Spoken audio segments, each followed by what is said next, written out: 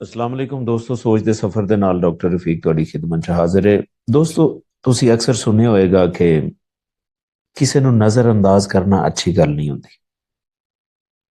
ਇੱਕ ਕਮਜ਼ੋਰੀ ਦੀ ਨਿਸ਼ਾਨੀ ਕਿ ਕਿਸੇ ਨੂੰ ਨਜ਼ਰ ਅੰਦਾਜ਼ ਨਾ ਕਰੋ।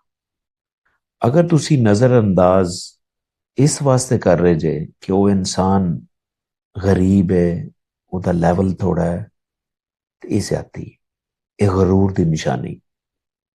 ਲੇਕਿਨ ਕਦੀ ਕਦੀ ਕੁਝ ਮੌਕੇ ਐਸੇ ਹੁੰਦੇ ਨੇ ਜਿੱਥੇ ਤੁਸੀਂ ਅਗਰ ਕਿਸੇ ਨੂੰ ਨਜ਼ਰ ਅੰਦਾਜ਼ ਕਰਦੇ ਜੇ ਨਾ, ਉਹ ਫਿਰ ਕਮਜ਼ੋਰੀ ਨਹੀਂ ਹੁੰਦੀ, ਉਹ ਤਾਕਤ ਹੁੰਦੀ।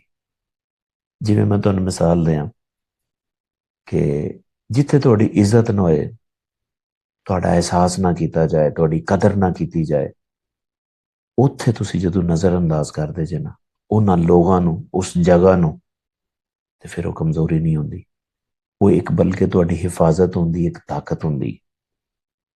ਉਹਦੀ ਵਜ੍ਹਾ ਇਹ ਹੁੰਦੀ ਹੈ ਕਿ ਜਿੱਥੇ ਤੁਹਾਡੀ ਕਦਰ ਨਾ ਹੋਏ, ਤੁਹਾਡਾ ਅਹਿਸਾਸ ਨਾ ਹੋਏ, ਤੁਹਾਡੀ ਇੱਜ਼ਤ ਨਾ ਹੋਏ, ਤੁਸੀਂ ਉੱਥੇ ਉੱਥੇ ਨਜ਼ਰ ਅੰਦਾਜ਼ ਨਹੀਂ ਕਰੋਗੇ ਨਾ, ਉੱਥੇ ਬਾਰ-ਬਾਰ ਜਾਓਗੇ ਨਾ, ਤੇ ਤੁਸੀਂ ਇੱਕ ਦਿਨ ਕਮਜ਼ੋਰ ਇਨਸਾਨ ਬਣ ਜਾਓਗੇ, ਕਿਉਂਕਿ ਤੁਹਾਡੀ ਉੱਥੇ ਇੱਜ਼ਤ ਹੀ ਕੋਈ ਨਹੀਂ।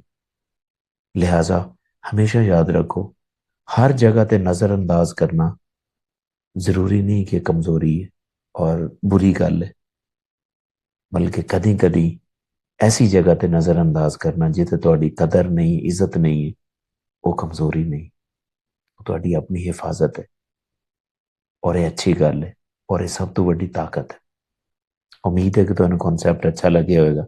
लेकिन फिर भी ਤੁਹਾਡਾ कोई क्वेश्चन है तो कमेंट सैक्शन जरूर दसो, इंशाल्लाह ਉਹਦਾ जवाब भी देंगा, हो सके तो वीडियो भी बना दें।